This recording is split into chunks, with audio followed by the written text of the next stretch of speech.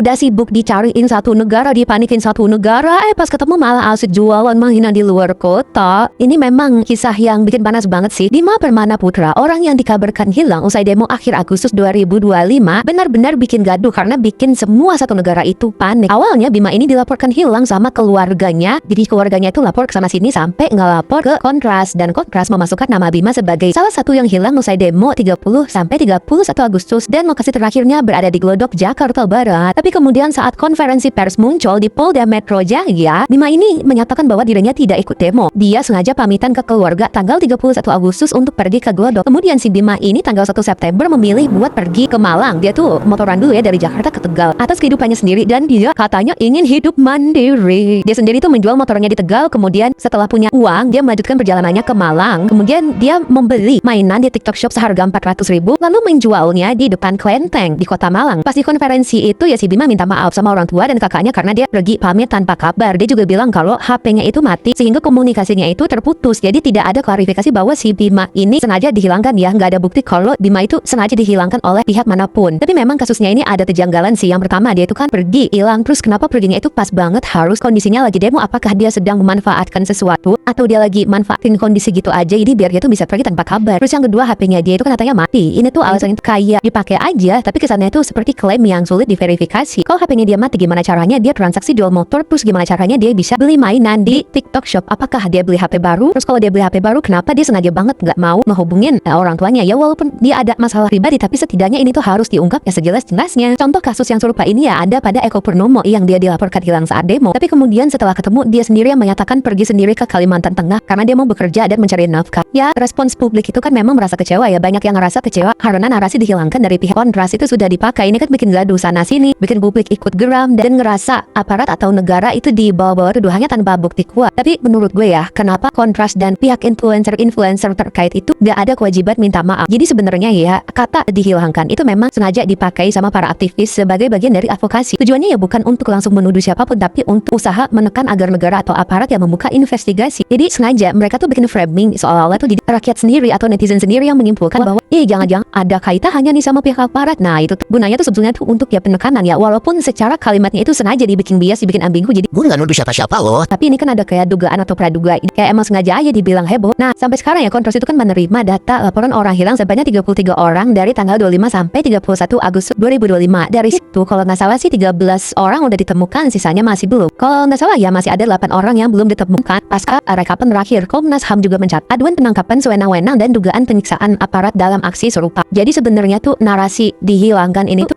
emang bukan mengarah pada tuduhan, tapi lebih kepada untuk menekan ke pihak aparat. Gue tahu sih dan paham banget kalian itu pasti ada yang ngerasa sakit hati atau terganggu sama narasi dihilangkan ini, apalagi buat orang-orang yang punya pengalaman atau trauma. Kalau dilihat dari sisi advokasi, istilah itu emang sengaja dipakai supaya kasusnya ini serius dan ditekan sama publik, supaya ada tekanan ke negara untuk membuka data penangkapan atau data pencarian orang-orang ini dengan secara transparan. Gue juga ngerti kalau tetap ada yang ngerasa istilah itu terlalu berat dan terlalu berlebihan dan gak semuanya bisa menerima advokasi yang seperti itu ya. Dan menurut gue kalian sebagai publik ya punya hak buat marah, tapi ya tetap aja menurut gue walaupun kalian punya hak buat marah, pihak Kontras sama pihak influencer terkait itu tidak punya kewajiban untuk meminta maaf atas narasi yang bikin kegaduhan itu. Karena ya kasus Bima dan Eko ini hanya segelintir dari sekian kasus lainnya yang merupakan kasus hilang orang demo yang benar-benar hilang loh ya. Hanya karena satu atau dua orang yang memang ditemukan dalam keadaan mereka ternyata pergi sendiri, bukan karena benar-benar hilang ya, tapi memang karena mereka memutuskan pergi sendiri. Bukan berarti kasus-kasus orang hilang lainnya saat demo itu tuh jadi tidak serius. Itu tuh cuma salah satu segelintir dari kasus yang memang terungkapnya tidak ada hubungannya sama penangkapan aja, tapi untuk orang-orang yang hilang lainnya itu tetap masuk ke dalam kasus yang serius. Jujur harapan gue ya si Bima ini tuh benar-benar diundang ke podcast lah atau ke forum terbuka untuk bisa cerita sendiri semua kepergiannya dengan detail, karena ya masih ada banyak kejanggalan aja kenapa dia HP-nya mati, terus dia bisa transaksi online, terus dia kalau misalnya bisa transaksi online atau dapat HP baru kenapa nggak ngehubungin keluarganya? Memang masalah pribadi, tapi menurut gue tetap harus diceritain sih ya, supaya kedepannya ya kalau ada kasus-kasus kayak gini lagi kita bisa melihat lebih bijak dan lebih objektif lagi.